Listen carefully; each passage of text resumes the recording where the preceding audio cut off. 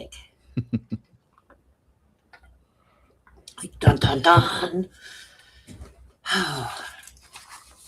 Well, I will tell you, my energy's spiked. Are Good. you losing your words? Are you having issues with words? Always have. I don't think in linear terms. I don't use Oh, words, and in order to get words out, I generally have to go through it in my head 2 or 3 times before the words come out, and all the processing is done behind all the words. So oh my words get God. weird. Oh, my brain is moving faster than my words are coming out of my mouth. And I feel like my tongue is getting stuck. I'm like, whole day today, I've just been, ah. Can we just move I've to had those days. telepathy? I just want to be telepathic and then we don't have to worry about it. Okay. I do think we're moving that way. And I do believe that's one of the reasons we're losing our words. Our The human brain is still evolving. It's still growing. The prefrontal cortex is getting bigger, and it's interesting when we have changes in technology.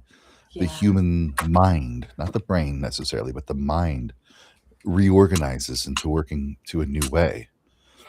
And now the mind is more about not what information is, but where the information is located.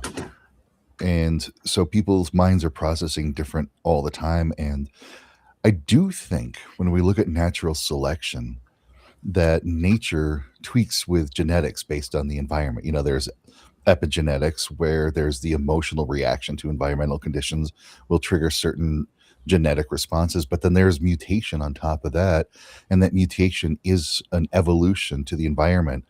And I do think that these versions of autism that are showing up more and more frequently, and neurodivergent people are becoming more prominent, that is the human brain trying to evolve to the new conditions. I consider that to be an evolutionary trait. I do too. I don't really see it as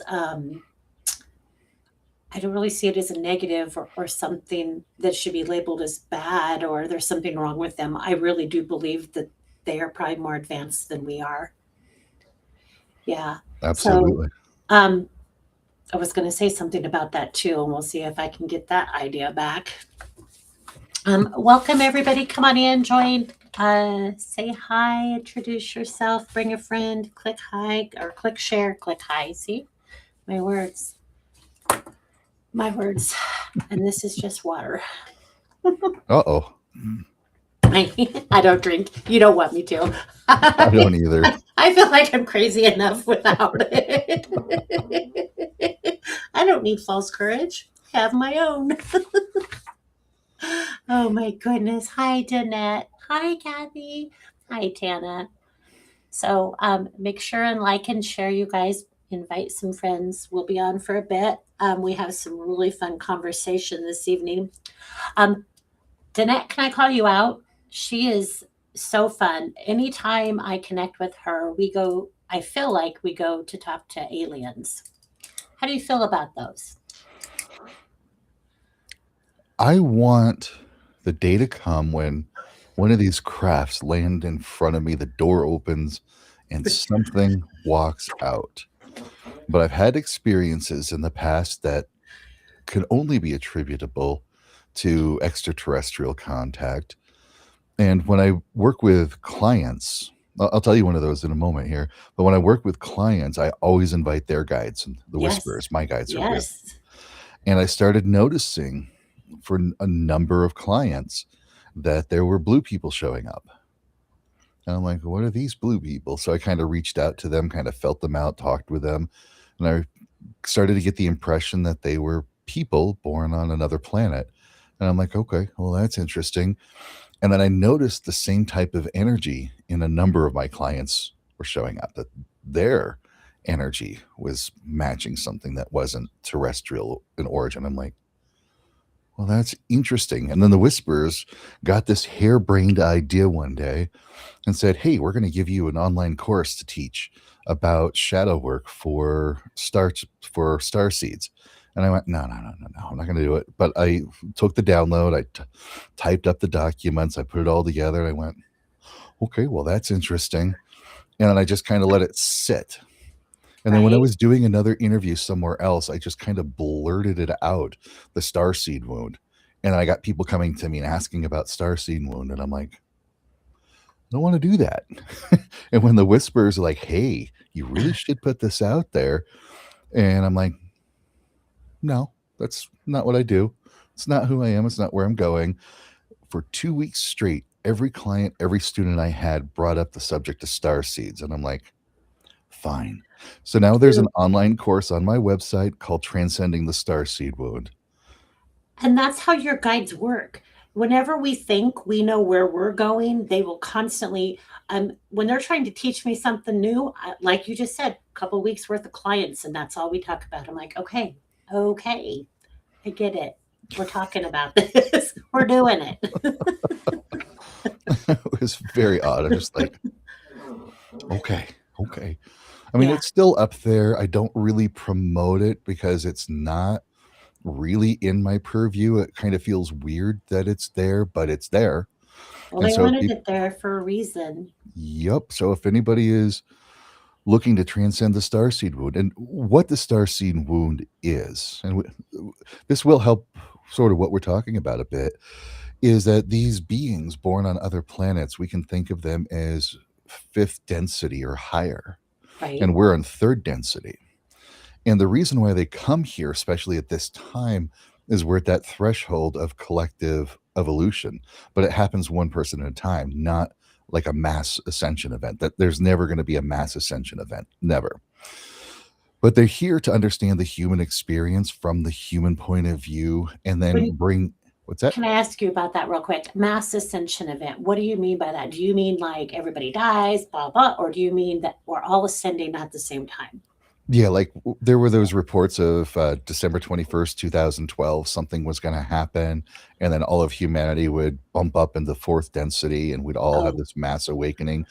Or yeah. there are Or these, the fifth dimension was the latest one, right? We're all going to the fifth dimension. Pack your bags. yeah, or that there's a big solar flare that's going to come and energize everybody's soul, and then we're going to be high. There's never going to be a mass ascension. They can't be because it's not sustainable. Right. But what these beings have to do, since they're fifth density or higher, is they have to down res into third density. And time doesn't work the way it does for us in third density. There's no linear time elsewhere. That's just an emergent quality of 3D space time. And what they do is they incarnate during a time period in human history when things are brutal and awful. And sometimes they're the ones doing the brutal, awful things, and sometimes they're the one having the brutal, awful things done to Yeah. them. Either way, it karmically binds them to the collective consciousness of humanity and it downreses them into third density because of that. And then they incarnate lifetime after lifetime. And part of the course is learning what that trajectory is to find out what your big starseed purpose is. And then you come into this lifetime releasing that karmic bond, moving into that higher state so that you have that human perspective, you have the human level of understanding, and you're doing that higher level work to heal that. And that inserts into the collective unconscious. So it makes it Yeah. easier for the rest of humanity to do it. Yes. So Yeah. starseeds have to heal their own wound that they created intentionally so that their work can continue. Yeah. As the star seed, not as the human. Most humans don't intentionally um, make, well, some do, but I don't think most do. Do you think most make those decisions, like consciously, I'm going to go do something really bad and fuck shit up? Yeah, a lot of times it does happen. I remember a couple that I worked with, two clients, married couple, and they were like finishing. It felt like they were finishing like some sort of conflict between them. And when we were doing the work, we found out that they had incarnated multiple lifetimes together, agreeing to switch roles as the abused and the abuser so Yeah. that they could experience it back and forth. And then they basically said, okay, we're done. Let's clear this off. Let's renege that contract and move on to something better. And so that's why they came to me, is to understand what was going on and how to reset that contract so that they don't have to do that. And yeah, there are people that come into this lifetime like I am here to make a mess out of everything. Well, There's a we higher know a reason. very big one right now. But I think that's contractual too. All the things we see happening is to shake stuff up. And I do think that the hidden is coming to light, and that's why. And I think it has to come to light in order for our our vibration. I believe of the planet is increasing, and in order for that to happen, all that dark shit. I How I explained it to clients is pretend you're holding a glass of water with, and then you fill it with dirt. Or actually, you fill it with dirt first, and then you add the water. What happens? It all kind of swirls around, and then it starts to come out. So the light is the water, and it has to clear it out anyway. Yep. We have to do our collective shadow work if we're going to find that collective ascension. Yep. Uh, okay. There are so many things I want to talk about. My brain is all over the place right now. You had said something that I was like, oh, let's talk about that. And then I have all these lists of things that I want to talk about. So I do want to talk about what Danette said here. She's like, I feel like it's in the future. Like, oh, wait, I feel like it's us in the future coming back. Oh, so she thinks that the beings that are coming to visit us are from the future. Some of them, anyway. Absolutely. Some of them are. Because time doesn't work like it does for us. They can be from whenever, wherever they want. Yeah. And not be inserted. Well, there's many aspects of us inserted into different timelines. So it would make sense. I don't know if I can wrap my head around that yet, actually. I need some more time to digest it. Working with nonlinear time inside of a human brain is a stretch. It really is. It's like, wait a second. I need some. I think I've told you this before. What they've showed me is like Jello shots going into a cake. How we insert into different timelines and different spaces. Like, that's cool. The way they showed it to me is their perspective is that it's layers of possibility and probability that creates a 3D pattern. And where we look like we're moving in a straight line through time, to their perspective, we're swimming all over the place. Probably kind of quite like this, huh? Yep. Yeah, that's really cool. All right, so some of our biggest topics for the night were egregores, Hasatan, Luciferic beings, Archon Stolpus, Zeitgeist. You said it very German sounding to me, so I like the way you say it. Zeitgeist, it is a German word. Zeitgeist. And then the main reason for this is because I was listening to a podcast of Aubrey Marcus, and he was talking about Satan and Lucifer functioning as two separate egregores, and I was like, mind blown. Okay, let's talk about that. So I know them as Hasatan and Luciferic beings, which are of the light, and then the lower beings. So them being egregores kind of caught my attention, and I thought, well, let's talk about that, because I like to debunk, because there's so much fear, and I think if we have a little bit of knowledge, it goes a long way, and if people understand this is being fed to us to create fear, to control. Absolutely. And fear is a very powerfully controlling force. It literally shuts down our prefrontal cortex, where we do our higher executive functioning, our giving meaning and purpose to things, understanding consequences to action. It shuts that part down and deeper enables the limbic system of the brainstem, moves us into survival, fight or flight mode. So it makes it so much easier for us versus them when we're in a fear state, because it shuts down all of that prefrontal. Yeah. And it gives more power and more control. Yep. Yeah. All right. So, and when I was talking to you about the fact that I was so excited because this was on Aubrey's podcast, you said I was on there twice. You were on Aubrey's podcast twice, and you maybe get to go back. Maybe. We'll see how that goes. I hope so. I hope so too. So just kind of mark your calendars. For those of you who don't follow Aubrey, he is on YouTube. That's how I follow him. And I'm going to share Kaedrich's website. And you're on YouTube too, right? Mm-hmm. Yep. YouTube, Instagram, Facebook. You're all over the place. Yeah. Okay. Type in my name. It's like a key that opens doors. A magic key. It opens doors. People find you. So there's your website. And then let's talk real quick about the make sense of what you said, because that's what that link is to. Yeah. What this is Black Mirror. There's a Black Mirror right there. Okay. It is a tool that I've used for quite a few years. And on its surface, it really is just paint and glass. Just like a Ouija board is just a piece of wood with paint. That's Hmm. all. But learning how to train your mind to use it, you can turn that black mirror into a portal to higher level realms to connect with spiritual beings of all kinds, including your guides. And so at its most basic, it can be a scrying tool. I don't use it as a scrying tool, but it is also a tool for spirit communication. It's a great tool to bring to seance because it acts as like when it's opened and used properly, it becomes an open portal, allowing spirits to come in and out, makes it so much easier. And then you just sit with it. I mean, it makes for a boring TikTok. I tell this to people all the time because, we're used to paranormal TikToks with people screaming and weird stuff happening. But when you're using a black mirror, here's what it looks like.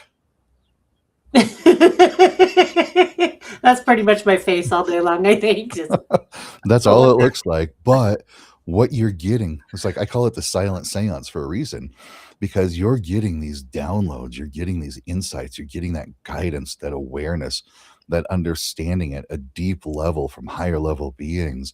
And it's like a profound experience. And then when you close the mirror and you walk away, you're like, whoa, what did I get from that? What was that? it's How did like I the learn all psychedelic of trip. that? Oh, yeah. I've seen colors in the black mirror that I can't tell you what they are. They're not yellow, blue, or green, but they're vivid and bright, but they are not colors that we have in our Right, crayon box. right. Well, she says, so glad you brought the black mirror up. So why? Do you have questions? Okay. So, but you have a whole, are you doing a class on that? Yeah, if you go to that kaedrich.com/makes sense, it's a free online workshop. You just sign up for it and you can watch it immediately. That teaches you what a black mirror is, a little bit of the history of it, and then I demonstrate s- talking with the whispers, using it to have the whispers come through my guides and Yeah, yeah. bring a message through and answer a couple of questions. And then I add runes to it to do shadow work because part of the work that you can do with a black mirror is shadow work because you not only can use the mirror to look into other realms, but you can use it to look inward to your inner Ah, world and communicate with those hidden parts of your inner world and resolve what they need and what's going on with them. And with guides, higher level beings, and even the shadow, they tend to speak in a symbolic, yes. non-linear language. And Spirit so does that that's too. where I'll break out the runes because the runes are symbolic and they become a method that you can use to decode this non-linear language that higher level beings use. So now that you can make sense of it. So imagine a lot of people, and you probably heard this, they know they've got spirit guides, but they feel like they're never hearing them. They can't hear them. They Yes. ask for help. And Yes. when I've worked with clients so many times over the years, and I'm reaching out to their guides and I'm talking to their guides, the message is the same: listen, just Yeah. listen. And I'm like, and they go, well, how? So then we have to go through a process of teaching them how these beings talk, how to listen, how to clear your mind. So now when you're using the black mirror and you're using runes, you have the method to open that portal to your guides, connect with them, Yeah. be open yourself, and train your mind to be silent so it can listen. And then you use the runes as a tool to decode the message. So now you can be aware of that guidance that's coming in. Yeah, that's awesome. It's a good way too. It's a nice little piece to add. Gives them like a something solid and tangible. Does that make sense? Exactly. Yeah. Okay. So, Kathy is asking, how do you go about making it and using it? Well, he's got a really wonderful class. It's free. I actually was going to sign up, but it says watch now. And I'm like, well, I can't watch right now. So, but I posted the link here, you guys. I don't know if I can pin it. I did it. I pinned it. So it's at the top. So it'll show up. So that website is pinned if you want to go look. Do you talk about how to make them too? Oh yeah, Oh, it's actually awesome. pretty simple. It's in the full course on using the black mirror for seance, but it's really simple. What I do is I just grab a picture frame from a hobby store and open up the back, use some flat black spray paint it, few coats, Nice. close it back up, and you got a black mirror. And you got Or a you black can one? buy like an obsidian mirror if you want. Oh, oh, that would be lovely. That would be wonderful energy too. That would probably be spendy. Would that be? Well, yeah, it can be. I was like, wait. I mean, I do have a bit of obsidian here that I use Yeah. for that if Oh, I ever need to. But just stare what's at it. always worked better for me is glass and paint for some reason. Glass and paint. Is this something you developed? Now it's something I picked up studying various esoteric systems over the years, and but because I've been using it for, gosh, I don't know how long, maybe 15 years, 10, 15 years I've been using it. I've really developed a rapport with it. I've developed Yeah. some really good methods for working with it. One of the first classes I ever taught when I started teaching paranormal work was I had a 5-week course where that was taught in person that was all about training your mind, setting the space, opening the doors, what to do if something goes wrong. So every week was a new kind of technique for working with a mirror. And so yeah, I've been using it for a long time now. Right? So it's kind of right up there with the Ouija board. Um, there's a lot of dark thoughts around those. I always tell people if you're using it, so my idea is to use it properly. Know who you're talking to, know who you're calling in, protect your energy. I do it when I connect with dead people. I do it when I'm meditating. I do it in the morning. I wake up, I call in good energy, I call in my team, I set my intention. And I think that the same would go. I don't use the Ouija. I don't know that I need to. I feel like I get pretty good information just, from my own clairs. But for people who do, I think it's important they know that they could do it safely because there is a lot of fear around it. There's a lot of, oh, you're talking to Satan and you're talking, well, Yeah, it's one of those things. The Ouija board was not scary or bad till The Exorcist. Well, that traumatized me for me I, too. Me nope. too. But before then, you could go to a night out on the town, go hang out in a bar, pub, and there would be Ouija boards there. Really, like so that's 70s. Well, of course there would be Ouija boards in the 70s. Oh yeah, it was a board game, but no, people used to just gather around and Yeah. just play with it. And playing is critical.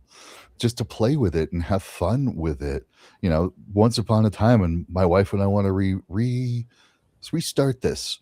People used to have a parlor in their home just for seance. Yeah. It used to be a common thing. There were certain times of the year, especially New Year's Eve. New Year's Eve was a great time. People did seance all the time New Year's Eve. No matter what calendar they used, of different cultures, different calendars, Yeah. their New Year's Eve was seance time.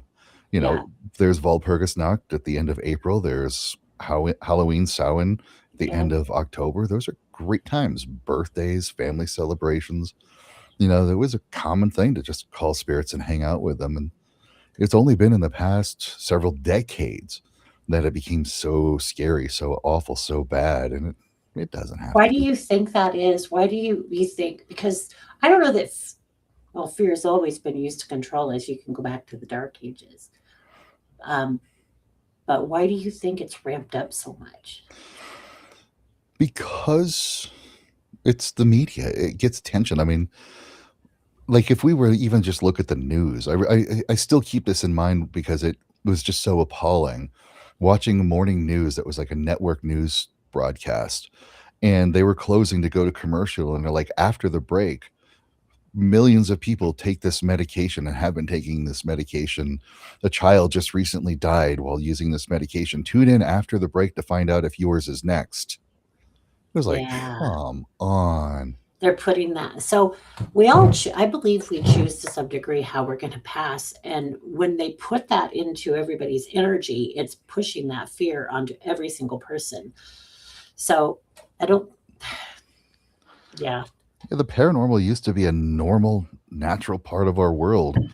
And then it just, by generation after generation, became something yeah, scary, something separate, something outside of the norm. But you are a spiritual being with a physical body, meaning you have spiritual senses, you have spiritual connections, you can communicate to spirit because you are a spirit. yeah, And a lot of us just let the body get in the way, let the brain shut things down, let the cultural programming shut us down. And all of a sudden it became something nobody does. It's evil, it's laughable, it's yeah, worthy of yeah. I ridicule. get laughed at a lot. But it's completely natural. It's unnatural for humanity to not be connected because For hundreds of thousands of years, humans have been connected with the spiritual. Yeah. But it's only been the last 100 or so that we've really been separated from it. It's Yeah. very unusual, Yeah. very unnatural. Do you think that with the big shifts that are coming on Earth? Well, I actually do. How do you feel about that? Like with those huge shifts that we're seeing, and so many more people are waking up, that we're going to start seeing more of a move that direction. I already have in my work. I've seen more men in this year than I have probably in my entire journey, and I've been doing this for since 2014 full time. Yeah, more men are coming 2017. into this. I think one of the biggest reasons why is because of the Industrial Revolution, because of World War I and World War II, men were put under such harsh, traumatizing conditions Yeah. that their emotions were just too painful to connect with. And they taught that to their sons generation after generation. And to this day, there are so many men that will not connect with their feelings because it's It's not effeminate. They're safe. being a Yeah. baby. That's not manly to do. But in order to connect with the spiritual, to connect with your natural gifts, you've got to be willing to feel. To do shadow work, you've got to be willing to feel. And now that men are moving to this place where it's okay to feel, they're starting to get that message. It's okay. They're now being more able to tune in. They're having more of these experiences and trying to understand that one. So if you're a man listening to it, feelings are okay. It's completely natural. You have a limbic system in your brain that creates emotions. It's supposed to be there. It's not natural to shut down your feelings. And those feelings are what's going to clue you into more of your spiritual growth, more of your spiritual guidance. Feelings are so important for all of us to have. Yeah. And we need and to get in touch with them and to understand them. And that's Yes. where the shadow comes in. Yep. Exactly. Because the shadow isn't. And the thing to keep in mind for everybody is there's enough science behind this that has shown every single human being on the face of this planet 100% of the time makes 100% of all of their decisions emotionally, and they just justify it with the logic that they have. Yeah. And so if you can get in touch with your emotions and you can move past that logic that's been programmed into you, you can discover really what you're feeling, really what you're thinking, why you made those choices, and if they're really best for you. Otherwise, other people know how to manipulate your emotions. Just look at any commercial, look at any news broadcast. They're manipulating your emotions. And if you're not in touch with those emotions and you just use the logic that they give you, well, this Yeah. product beats all the leading brands, or they're out to get us, so we got to stop them. You're going by the logic and the sound bites they program into you, ignoring your emotions that you're making those decisions from, and they may not be the best for you. So Yeah. get in touch with your emotions, get the feeling so you know what's really going on, and then you can see past that manipulation. Yeah. You know what's funny is I'm a bit of a conspiracy theorist. And I have had a friend pass, many friends who've passed from cancer, one specifically who had a lot of issues around the perineum. And it was all brought on by the medication that she took. And I don't know if you watch any commercials where, but they're like throwing medication at you, of course, and then it could cause trauma and issues to the perineum, which is your root chakra. Do you think there's any? I mean, am I a conspiracy theorist for going down that rabbit hole and be like, why is it getting there? That's interesting because that's where you're connected to Earth. That's your grounding. That's your No, security, I and that don't know. right there. I don't know because when my wife and I watch TV, we see all those drug commercials, and it's gotten to the point where I'm like, I said to my wife the other day, the side effects shouldn't sound like an auctioneer. Oh, that's. I mean, it's not funny, but it's funny because it's freaking true. And you're just like, wait, the side effects are worse than the actual thing that it's supposed to be. Yeah, Yeah, it gives me pause to think about it. So, but I don't know that it's like a big conspiracy other than how do we sell this stuff? Oh, and we're legally bound to talk about the side effects. I know. It's just like, why is it hitting the perineum? My brain is like, there's a reason, there's a reason. There. I mean, I like hyper focus. I'm like a hound sometimes on a scent. I'm like, there's a I mean, reason. I'm not sure. Even the whole thing about fluoride in water. I drink this is water from the tap with fluoride in it. Always have. Oh, I drink it all oh, the time, and oh, I've never had any nasty. side effect from it. You know, I I always tell people stop drinking fluoride, stop using it in your toothpaste, stop when you go to the. I just do because I believe I do. See, I'm a But conspiracy. I'm not sure because I've always been around fluoride and my third eye is just fine. I just I'll probably preach that forever. There's, and it's really funny because I have done a flip flop because I come in from the conservative world, horses, live on a farm. I was training horses and giving riding lessons. So this is so against anything that I ever did as in my younger years. And it wasn't even something I knew or talked about. So I've had this full on. So I think that all of these things are just getting thrown at me, and I'm like, well, why is that? Well, why is that? Well, why is that? Whereas I think other people my age might have had a longer time to process it, and I'm just like, what the shit? What is that? So it's like I don't know. it's a party. Anyway, I love that you're like I'm good with it, but I will still say drop the fluoride. And that's all good I don't because there practice might it. be people that react strongly to fluoride. Yeah, And definitely keep that caution in mind. I might be just a person who doesn't react with fluoride. Who yeah. knows? Well, There are and I a bunch of variables there. I also wonder because you are also somebody who uses your third eye often, yes?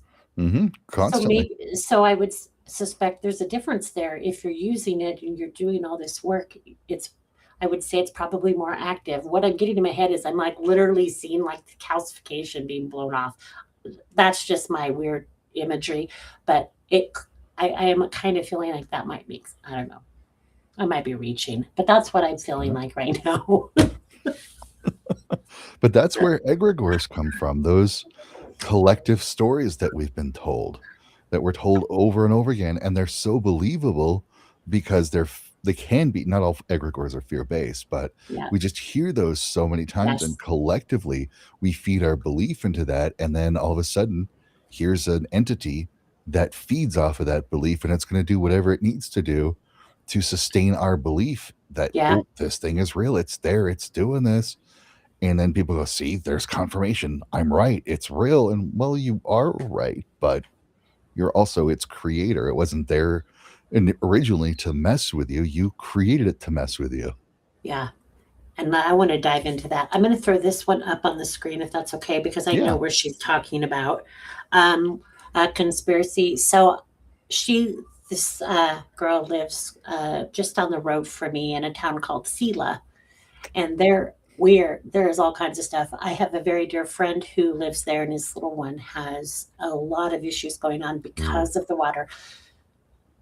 There's also a military base where there's a lot of issues that they were trying to bury. So there's a lot of stuff going on in this. So she's like, we need Aaron Brockovich. She's, do you know Aaron by any chance? You know a lot of Well, people. I not personally, but I know of her. But yeah, that's absolutely right. You've got to also be aware of municipal water quality. When I was in college, I worked for a pizza chain and I got bumped around store to store. And one of the times I worked for a few weeks in a town that has oil refineries. And when I would scoop ice out of the ice machine, there would be black chunks in the ice. So I did not trust the water quality there. But where I'm at, I trust the water quality. But yeah, Yeah, so be aware of that. The quality of the water in your municipality. That's yeah, very keen to be aware of. yeah. And you're in Colorado. Hmm. Yeah, you probably have a deep aquifer. Is that the word? Deep aquifer. There are some. Yeah, we usually have reservoirs around here. Oh, very good. Okay. You don't have wells? Do you have wells? Some people do on their property Okay. for personal use, but community wise, it tends to be reservoirs and Oh, water got you, got towers. you. Okay. We have same here. We live in the country, so we have a well. But yeah. Okay. Let's go back to egregores and to the egregore of Satan and Lucifer. Yeah, let's do it. Okay. I'm What gonna you let want to you know? take the lead. Okay, so Okay. egregores. The best way to think of these is imagine back in Paleolithic times, and the whole community is gathered around the fire and telling stories because that's the great pastime at night. And there's tall grass all around the where everybody is standing around the fire. And there's the occasional rustling of tall grass. And then the stories start to be told that there is somebody, something out in the tall grass that snatches children if they get near the tall grass. And as the stories continue to evolve, they give it a name, they give it a form, they give it a function. And it's reinforced because, yes, if there's a little kid sitting right next to the tall grass, there may be a saber-toothed cat or some night predator that grabs the kid. Well, there's confirmation it's real. Then, as culture evolves and communities grow, this being is not the child snatcher, but we're told that this is the one that protects children because it's aware of those predators that are the tall grass. And so they learn to call on it and to give it offerings and share with it, and becomes a deity that's a protector of children. And it persists for hundreds, if not thousands of years by this name. And it is a real deity. It is something there that will whisper or do the little things needed to keep those kids safe. And it persists throughout time. Now, let's say this deity that has been helping children and protecting children, that culture gets conquered by another culture that comes in. Another culture comes in and says, nope, your ways are evil, it's bad. Those are not really gods, those are demons. And starts to Yeah. list that as a demon. And then as that culture persists for thousands of years, that is now a demon in that culture. Meanwhile, this original egregore is going, what? And so maybe there's another egregore that gets created that's the demonic version that goes by the same name, similar shape, and now it's an awful thing. And so there are multiple egregores that can go by the same name because the various cultures gave it a different Yeah. attribute and different way of looking at it. And there is a very clear example of this. If we look at the Ars Goetia or the false hierarchy, these are medieval manuscripts that give the names of 72 demons, their qualities, what they look like, what they do, and why it's good to call on them for like mathematics and astrology and all these. It's like, what? But if you were to trace the origin of those names and those demons, you will find that they are pre-Semitic deities from Macedonia, from Canaan, from Babylon. They were beloved and revered beings before Christianity came in and wrote them as demons. Now they show up in classical demonology, and when there's Yeah. somebody flopping around and cussing and puking on bed, it's Oh, one of right. those things Yeah. out of Ugh. that book. And it's like, no, it's not. No, it's not. Yeah. And I talked with one of these beings once, just once, briefly, and I was asking about the whole possession thing and the whole the demonic possession, and its answer was very stark. We've been around for thousands of years. We followed humanity for a long time. We're wise, we're powerful, we have greater influence than you might realize. Do you really think we would get in the body of a little child and flop around, cuss, and puke? We don't have time for that. Bigger fish to fry, maybe? But not in a bad way, you know? Right. Listen, Donna, I want to talk about this because I did a reading very recently for a young woman, and she was pretty sure she had an attachment or a demon, and that her house was haunted. And as I had her sit and look at this, and I had her come within, and she was like, "Well, the demon's here now," and it was in front of her, but it was shape shifting, and it was this gray. So I had her connect with it and talk to it, and it actually ended up turning out to be her inner child, Yep, yep, her yep. younger self. And she was able to make a connection. She was able to talk to it. And all of a sudden, it just morphed from this big, scary, I don't know what you are, and you're going to eat me, and I'm scared to death, to this wounded version of herself. That's shadow work. This is what I It would was call a shadow being. powerful. Is a shadow being is a part of our shadow that we project into the space around us.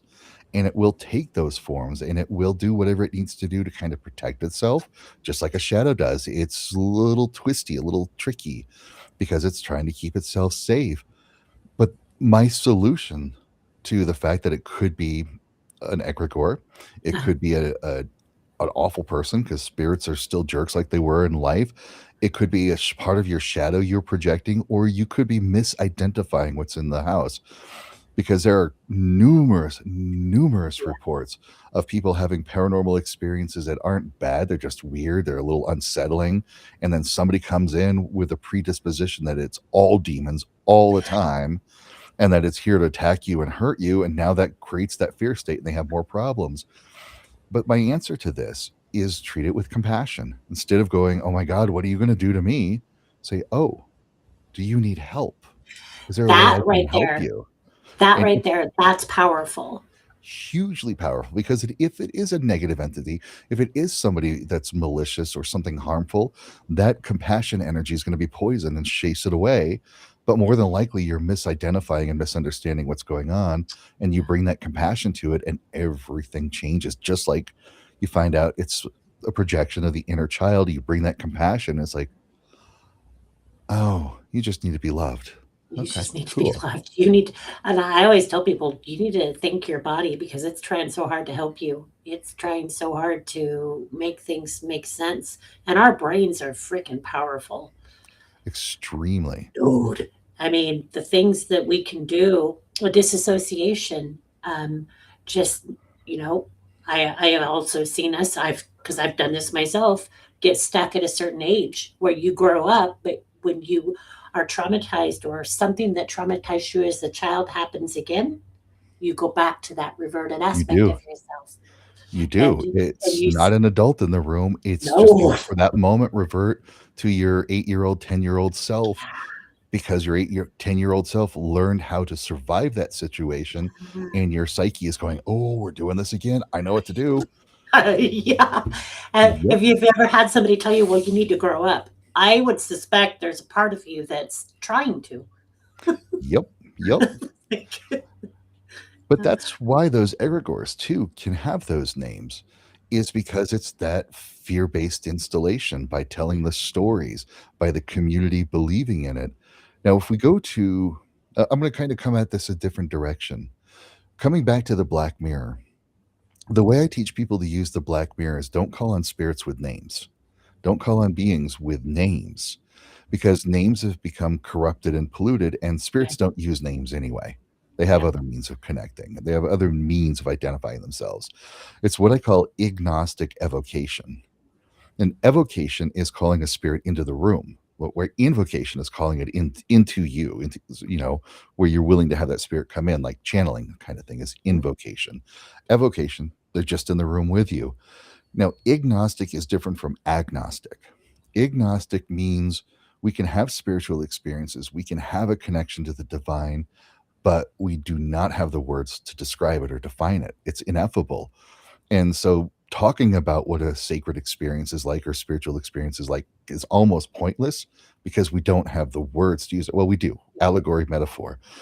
And so, with agnostic evocation, we are not calling on a being by name, we're giving ourselves a list of traits, attributes of what that being is, turning it into a feeling again, and letting Mhm. ourselves feel that feeling and amping up that feeling and projecting it into the mirror. And that becomes a beacon that calls a being that is in alignment with your intention outside of the name. The reason why we do that is let's go to Lucifer. If you were to read third century manuscripts about Jesus, Jesus is Lucifer, is 100%. They're one and the same. And if you go back even further, Lucifer was Venus, the morning star, Right? because back in the old Roman times, in the Greek, it was phosphorus and eosphorus. But to them, Venus was a different thing. In the morning, if it came up before the sun, it was Lucifer, the light bearer. If it Yes. went down at night before the sun, that was Venus. So they had two different names for the same thing. And so the Gnostic Christian version is that God was the big light and Lucifer was the bearer of that light. So it was Jesus. After that, it did become a separate being, but it was always an illuminator. It was always a giver of wisdom, a giver of teaching, of light, because light and wisdom, knowledge, they were all the same thing. They were all referred to as light. And this Lucifer was the bringer of that wisdom, that divine knowledge. It was not a bad thing. Nope. Well, there were some very interesting changes that happened to human society in the 1700s in Western civilization. The Industrial Revolution came into play, the development of the scientific method came into play, and those were things that were contrary to what was written in their sacred book, to Yeah. their orthodoxy. And so, therefore, it must be evil. But this is the work of illumination, this is the work of knowledge. And it got to the point where if somebody was born to a blacksmith, his father was a blacksmith, that was God's determination. You were supposed to be a blacksmith because God made you born of a blacksmith. Now, if that person decided they wanted to study medicine and become a doctor, well, that's evil. That's Lucifer's influence on you. That That's makes something, sense. and that's That what the actually, whole Faustian tale is about. Uh-oh. yeah. There we go. The whole Faustian tale is about how the seeking of knowledge and understanding and wisdom is actually evil. And it was at that time, and with Dante's Inferno, of course, Yeah. turned Lucifer into an evil being, made it the absolute evil, said it was the most beautiful of all the angels until it rebelled against God. Well, no, it was the light of God shining. It never was evil until cultures got Yeah. the Industrial Revolution culture took it over and shifted it. So now today, you get a group of people sitting in a seance doing a ritual, and they're asked to call upon Lucifer. You could have multiple egregores showing up, going by that same name, going by their belief of what Lucifer is. And so now you have a room full of beings showing up that go by the Holy same exact goodness. name. And it gets confusing. Right. That's interesting. I hadn't thought of that either. An interesting, a very fun example of this is if you ever saw the TV series American Gods, there is the Easter episode, which is my absolute favorite, where our main characters go to the house of Ostara on Easter. And Ostara is the European goddess of land, fertility, growth. That's where we get Easter from, is, it's from her ceremonies in the springtime. But her house was filled with Jesuses, multiple Jesuses, Uh-huh. different kinds, the kinds that could walk on water, the kinds that were bleeding from their hand, the kinds that could do the healing. And they represented a different egregore that went by the name of Jesus, because every one of those was from a different faction of Christianity and their belief of what Jesus was. Okay. And that's how egregores work. We create them all the time with our communities and our cultures. And there's so many running around there that we can call by the same name, and they're motivated by our belief in them. So if you believe in them, believe in what their traits and attributes are by that name, by that description, they will show up and do just what you ask of them. Even if it's something you don't want, they'll do what you ask of them because it promotes your belief in them, which sustains their existence. That almost sounds like a tulpa. A tulpa is kind of the same kind of thing, but let's differentiate that with servitors. A Okay. servitor is a simple entity created in a ritual setting. It could be done through a sigil, a clay model, or something. And you create this entity. You just build up this energy and you give it a very simple program. Here, go do this for me. Like, I want to find this one rare book because I really love collecting rare books. Where is this rare book? And it goes out scouring minds, scouring places, and you check in with it every now and then. You call it back for it to report back to you. Did you find this rare book? And you give it some energy, you feed it, and it goes out. And when it's found that book for you, you're like, great, thanks. You dispel its energy, you kill it, it's gone, done. The tulpa is quite a bit more advanced. Now, let's say you keep collecting rare books and you're able to create a library. And now your main motivation is curating that library of specific books and specific topics. And that is the main function of the library. Now, the servitors or whatever can create this bigger entity, a tulpa. It's just like a servitor, but it's more sovereign. It's got more of a complex programming. And its intention is to keep this library curated, to bring the right people to it, to find the right sources. And even after you die and move on, that library continues to exist. So does that tulpa. Mm-hmm. Tulpa's purpose in its existence is to curate that library. So it's an intentionally created being, that has a more complex self-sustaining purpose, and it can get to the point where it no longer relies on human intervention to sustain it. It can grow into its own self-coherency and become its own entity in its own right. Whereas a servitor is just too simple. It's got super basic programming, and it does have that function. So it is very, very similar to an egregore, because if we were to look at like Penhurst Asylum, Uh-huh. a lot of awful, terrible things happened there. There are a lot of revenants, which are fractured souls that are continuing to exist there. Some lost souls that are there, and the paranormal investigators that go there, they get great results. They get a lot of feedback from that. But those stories about how awful things were there, how bad things were there, built up to the point where Penhurst is its own egregore. Oh, yeah, that makes sense. Okay. Do you want to know a fun use of an egregore, though? Yes. Imagine that everybody believes that there's one day a year that this entity comes and visits everybody. I know where you're going. Yep. Okay. And it That's shares awesome. generosity, it shares joy, it shares this happiness. Yeah. And we leave it an offering every Yeah. year for when it comes around to pay a visit. And the kids are all excited about this entity coming for a visit.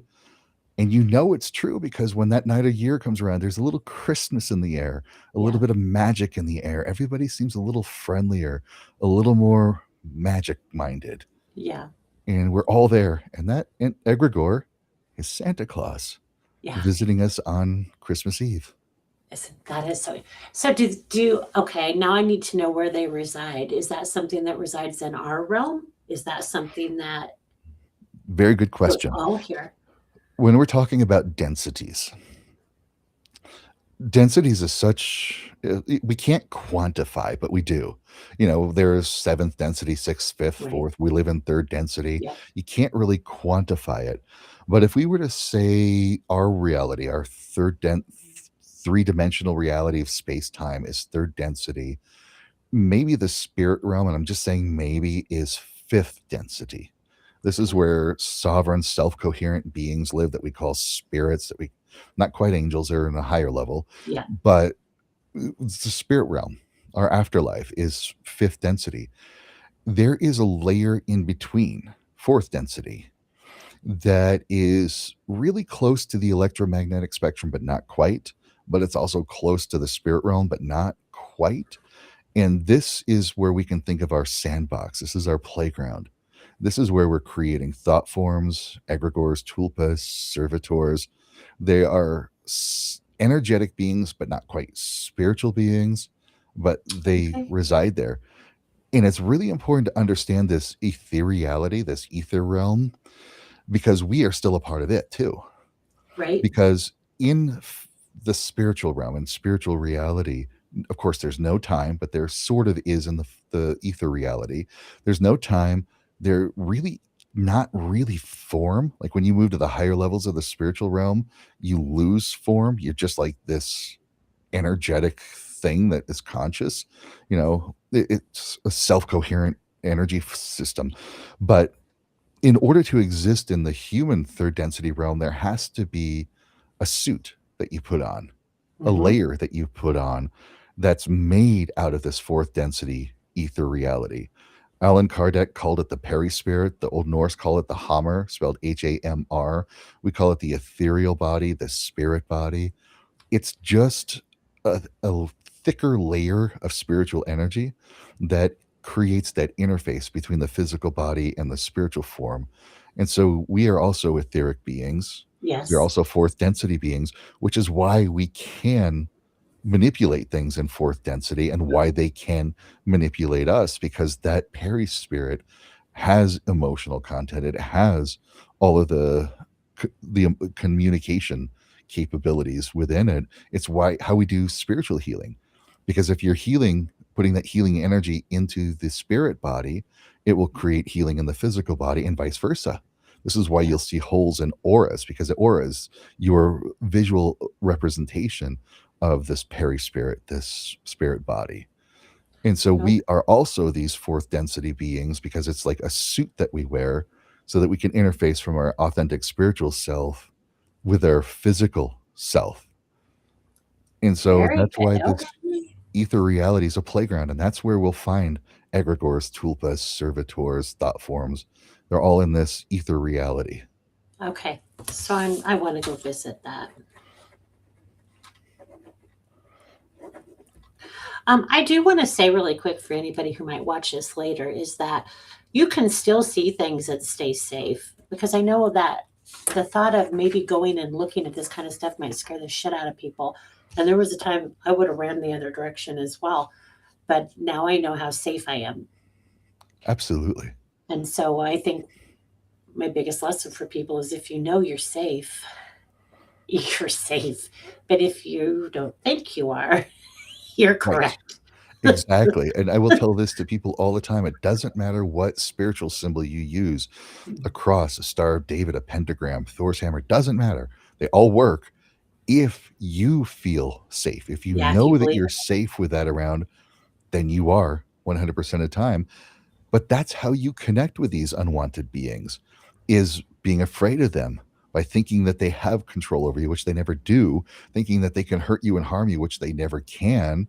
But your fear gives you Yeah, access to them and them access to yeah. you, which is that whole thing in the Bible, get thee behind me, is like you acknowledge it, it's there, they can be there, but I'm not giving you any energy. I'm not giving you any Oh, attention. I'm putting my energy and attention over here on this stuff instead.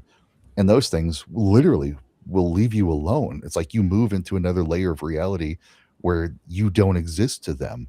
yeah, But your fear tunes you into them, it connects you with them. So just take a moment to acknowledge that fear and then go to that compassion place. Like, ooh, how can I help? What can I do? And all of a yeah. sudden you start shifting out of that and they Yes, cannot mess with you. And if that's you set up powerful. seance properly, you can use a Ouija board, you can use a black mirror, you can use whatever, but you're in a sacred space, you're in a sacred place. And that's why I said have fun with it. Play with these things. If you're playing with a Ouija board and you're laughing and having a good time, there's no way something negative can get in that space. Yeah, That's poisonous energy to it. yes. And that is powerful to know that no matter what you're being fed, you are so safe and so protected. So get above it.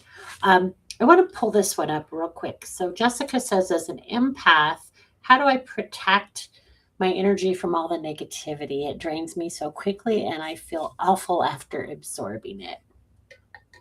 Shielding. Put up shields. You know that whole saying that energy flows where your attention goes? Mhm. So acknowledge that there's negativity there. It's there. And I'm choosing to focus my attention over here and shield yourself, move yourself into that place. Imagine this. I'm going to think of this completely in a different way, that in the spiritual realms is a place of misery and suffering. It's awful. But the people who exist in that realm think that they need to exist in that realm. They created that realm and they wonder, how do I get out of here?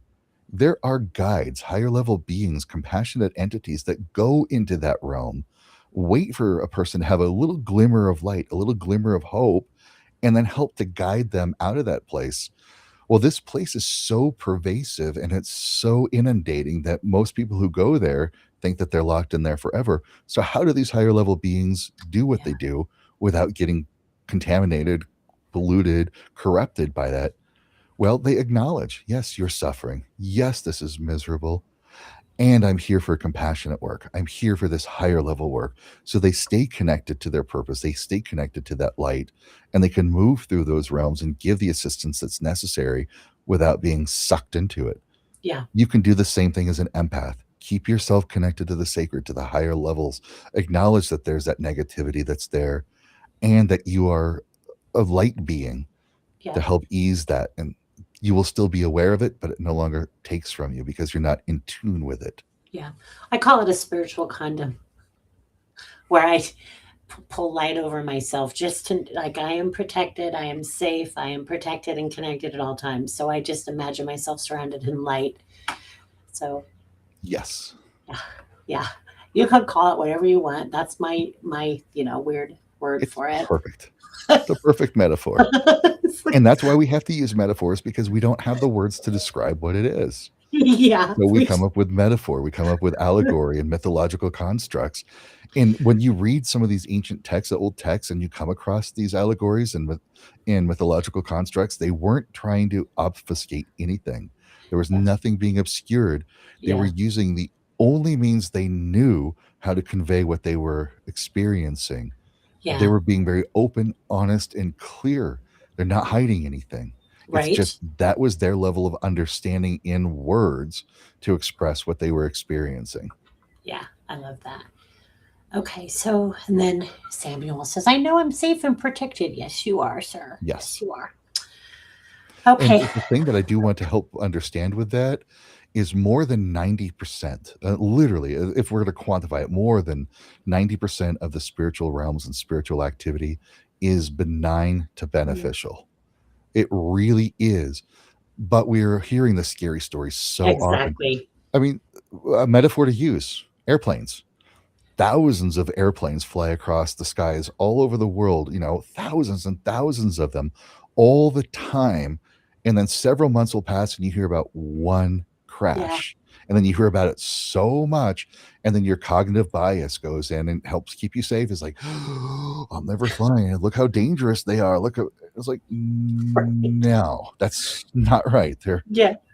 and so that's what happens with the paranormal is people billions of people are having paranormal experiences every day that are Yeah. benign to beneficial, maybe not even acknowledging it because it just passes by so subtly. But that one time, one thing goes a little hairwire, hairbrain crazy, Yeah. whatnot, and then they make a movie or a TV show out of it, and you're like, oh my God. And now your cognitive bias kicks in. You're like, oh my God, look how bad it is. It's really not. It's like It's so minuscule. even like, okay, so I think I shared with you on one of our lives that I had been at a retreat in Seaback, Washington, and this is a very spiritual place. And it was a psychic detective. I was taking a class learning that kind of work, wanting to really expand upon it. And I woke up being pulled off the bed by a spirit, but I didn't die. And yes, it scared me at the time. I got a lot better at setting my boundaries, but it didn't kill me and it wasn't there to hurt me. It was actually trying to get my attention. Yes. Today, I had a client who was talking about her haunted house, and it was so haunted that something pulled her dad off the bed. And I was like, "Oh, that doesn't mean that doesn't mean anything bad. It could be trying to wake him up for some reason, or trying to get his attention. It might Yes. be something he might be ignoring." Absolutely. So, And that's one of the things I'm glad you brought up kind of that kind of stuff. This is the work my wife and I are doing more and more and more of. Is because we have this ability to see beyond the scary stuff, yeah, beyond the activity. We can get to the root of what's really going on. We yes, are reaching out to more and more people that are having haunted house experiences, paranormal experiences, and helping to resolve them. So if yeah, you're one of those people or you know somebody that's having these really these experiences, send me a note, send me a message. We'll reach out to love you. that. We'll do some intake. We'll talk about it because what we have seen, and this is across the board, that somebody has something going on in their house, they don't understand it, the fear comes in, they call in a priest or deliverance minister, they do a house blessing or an exorcism, and then the activity might slow down, but it always picks back up or it sometimes gets worse. Yeah, Well, it's because you're not really addressing the problem. We come in and we look at what the problem really is. We go to the root of it. We don't do exorcisms. We don't do deliverances or banishing or anything like that. We actually resolve the problem. And we've found time and time again that where these families have reached out for help and they've not gotten resolution, we have the resolution. We yeah, we solve the problems that other people haven't been able to because we have a completely different approach to how we work with things and 100% success rate. I'm yeah. not That's bragging. awesome. That's No, I get it. authentic. That's true. Yeah, 100% success rate because of the way we work with the spirits in the house and the way we work yeah, with the people living in the house. We call it healing on both sides of the veil. yeah. So I'm going to ask you about this. I won't try to. I'll try not to name any names, but there were, or was a TV show um, where a medium would go in and pick up all these really horrific imagery of these things that were attacking families. Um, again, not to call anybody out, but how do you feel about that kind of stuff, that like demons reaching through walls and sucking the life out of people and things like that? Nope, doesn't happen. But we are powerfully creative beings. And if we believe that's what's going on, we're going to make it happen. Not Yeah. consciously, not intentionally, but energetically, emotionally, because we will make that happen. It's like what I was saying before. So, weird stuff happening in the house, but nothing bad. But somebody comes in and says it's a demon attacking you.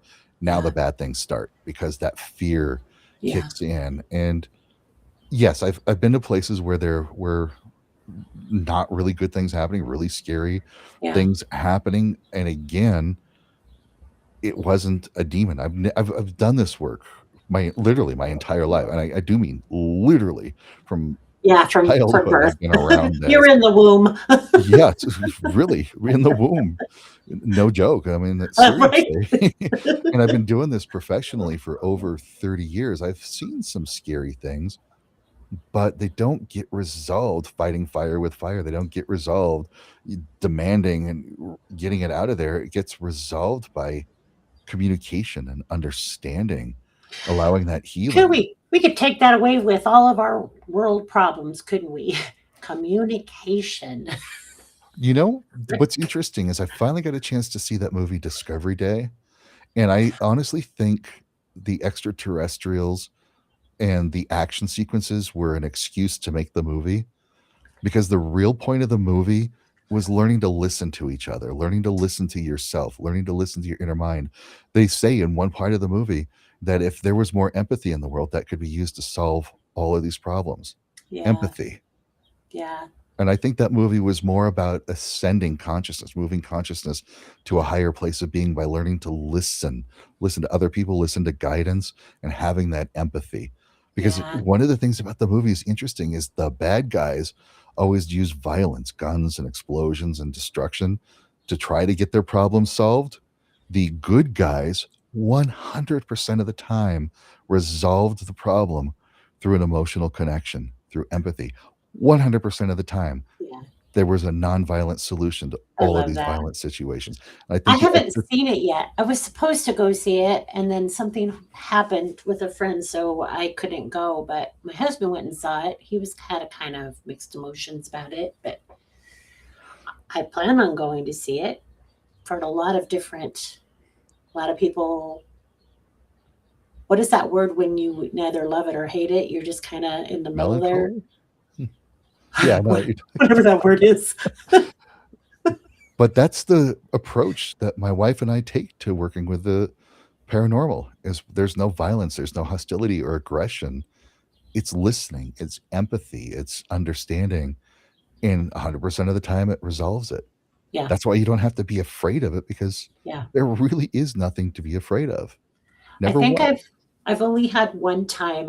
When I first started, and I had gone to somebody's house, and I felt something jump on my neck, and it's like probably the only time I've ever had that. I really got much better about my boundaries, and I still to this day don't know what that was, but I did feel like something jumped on my back because I remember like, what the shit? Like, no. That can happen. Yeah, It's like, those low-level bottom feeders that are close to fourth density, or they are fourth density, they are ether nail reality, but if they're biters. a little bit closer to the physical, can cause physical things to happen. That clairtangency where you can feel that Yes. touch, that's Yep. that ether Yes. reality connecting to your ether reality. Yep. That's crazy stuff. I like to do that when I do group events. I'll wear a blindfold. It's really being sneaky because when I'm close my eyes, I see things better anyway. I get more visuals that way. So I'm kind of cheating, but everybody thinks it's cool. So I mean, you can pick up more about a person sitting next to you with blindfold on because you're tapping into all those senses. Exactly. So that's kind of a cool thing, and I enjoy doing. All right, sir, I'm exhausted, and I still have a horse to ride tonight. So, would you like to do this again? Maybe we can talk about that behind the scenes. Say that one more time, I'm sorry? I said, would you like to do this again? And maybe we can Oh, talk about that absolutely. behind the scenes. Awesome. Okay. So thank everybody for coming, for your questions. Kind of a small night, looks like, but I appreciate you being here.